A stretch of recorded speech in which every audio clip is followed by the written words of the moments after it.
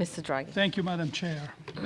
Honorable members of the Economic and Monetary Affairs Committee, ladies and gentlemen, it is a pleasure for me to address this committee for the second time this year.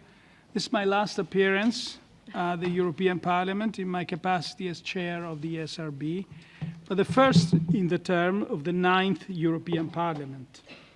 Last time I spoke before this committee as an ESRB chair. I discussed what had been achieved in the field of macroprudential policy and the main challenges that lay ahead. Today, I would like to touch on the residential real estate sector, which the ESRB has analyzed as part of its regular monitoring of its member countries.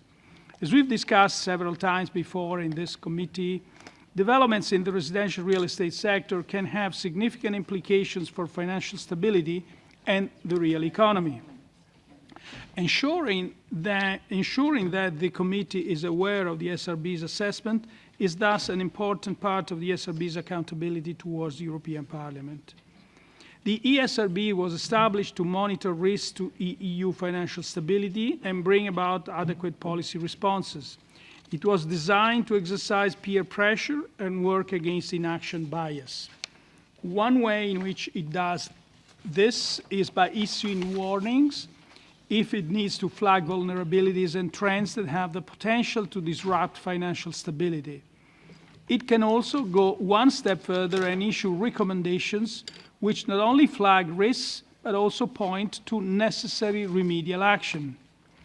On the basis of its forward-looking analysis of the residential real estate sector, the ESRB is today publishing 5 warnings and 6 recommendations related to medium-term vulnerabilities in that sector.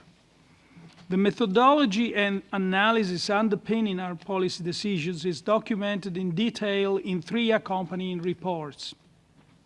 The warnings and recommendations are country-specific and reflect the availability of instruments in the individual countries, their application, and the various constellations of vulnerabilities.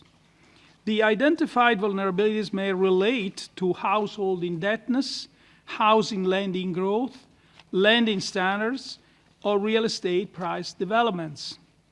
Macroprudential instruments, if available under the legal framework and if correctly applied, can be used to attenuate these vulnerabilities. Our analysis shows that in some countries, authorities are hampered by a lack of borrower-based instruments, while other countries would benefit from making active use of the available tools.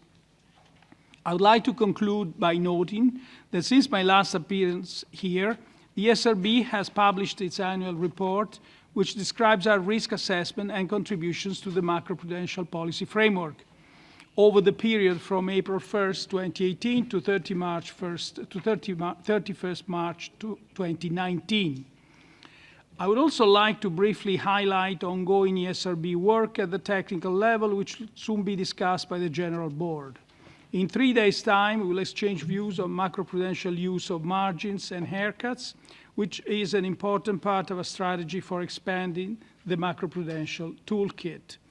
We'll also look at how to ensure a swift exchange of information between home and host supervisors to permit a macroprudential perspective on the activities of branches. The ESRB is also continuing to assess the implications that cyber risk might have for financial stability. More generally, we will continue to reflect on the changing structure of financial system, the role of stress testing, and the experience gained so far with macroprudential policies.